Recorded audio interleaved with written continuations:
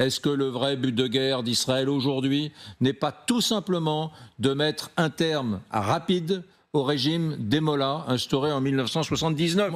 Il y a des vagues qui vont continuer. On en est à la 6e vague à l'heure actuelle et on continuera d'agir pour cibler. Là, en ce moment, j'entends que c'est des missiles qui sont tirés sur des rampes qui servent de lancement de missiles par Téhéran. C'est une des priorités, mais aujourd'hui, maintenant que le terrain est libre, on peut agir pour viser également toutes les infrastructures militaires. Donc les avions de chasse israéliens peuvent survoler en ce moment et frapper l'Iran. Il n'y a pas de menace antiaérienne pour eux. Tout à fait. Et les forces aériennes iraniennes n'ont pas la capacité d'agir contre les forces. Je peux le dire autrement ? Oui, allez-y. Les Israéliens, l'aviation israélienne a la capacité de faire au-dessus de l'Iran ce que l'aviation russe ne peut pas faire au-dessus de l'Ukraine. Aujourd'hui, l'Iran pourrait frapper des bases françaises, britanniques et américaines dans la région. Qu'est-ce qu'ils font de leur...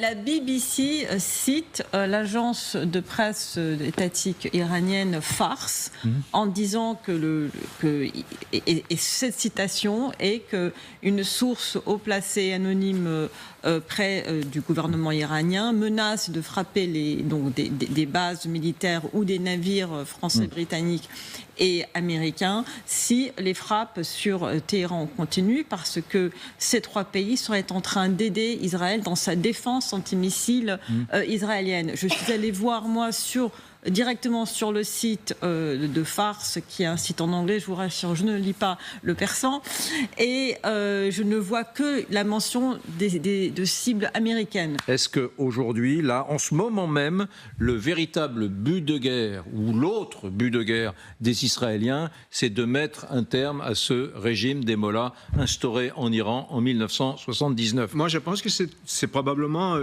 même si l'ambassadeur israélien hier soir, M. Zarka, disait que c'était pas le but, Israël ne faisait pas ça de changement de régime dans la région. Ça ressemble un tout petit peu à ça quand même. Le fait d'éliminer des têtes pensantes de différents organismes qui sont très proches du pouvoir, je pense que c'est, pardonnez-moi, probablement un des buts justement d'Israël, en tout cas peut-être pas de changer le régime, mais d'aider les Israéliens à le faire eux-mêmes. Moi, je pense profondément qu'Israël sait que la meilleure arme contre la République islamique, c'est le peuple iranien. Ils ont une connaissance parfaite, d'ailleurs, de la population iranienne, de la manière dont les gens pensent, comment communiquer avec les Iraniens. Je pense qu'ils ont aussi assez de connaissances pour savoir que, justement, on parlait du patriotisme iranien, qu'il faut que cette révolution et cette chute du régime se fassent de l'intérieur, des mains des Iraniens, sans ingérence étrangère, parce que c'est un peuple qui est traumatisé par les ingérences étrangères de 79 qui ont amené Khomeini et qui ne laissera pas faire une deuxième fois. Donc c'est pour ça, effectivement, que je pense qu'ils sont en train de mettre le régime à genoux. Ce soir, je souhaite m'adresser à vous, le noble peuple iranien. En atteignant nos objectifs, nous vous ouvrons également la voie pour que vous puissiez atteindre votre objectif, à savoir la liberté. Il y en a plus à venir. Le régime ne sait pas ce qui l'a frappé. Il ne sait pas ce qui va le frapper. Notre combat est contre notre ennemi commun, un régime meurtrier qui vous opprime et vous appauvrit. Courageux peuple d'Iran, votre lumière vaincra les ténèbres. Je suis avec vous. Le peuple d'Israël est avec vous. Il y a beaucoup de pays dans le Proche-Orient qui ne peuvent pas impacter les Iraniens, qui se satisferaient très bien d'une fin des régimes des Mollahs. Bah oui, il y a eu des condamnations un petit peu obligatoires, par exemple de la part des Saoudiens, mais on n'a eu aucune condamnation vraiment extrêmement colérique de qui que ce soit de cette opération, parce que je crois que ça arrangerait beaucoup de gens que ce régime tombe. Donc même les pays qui devraient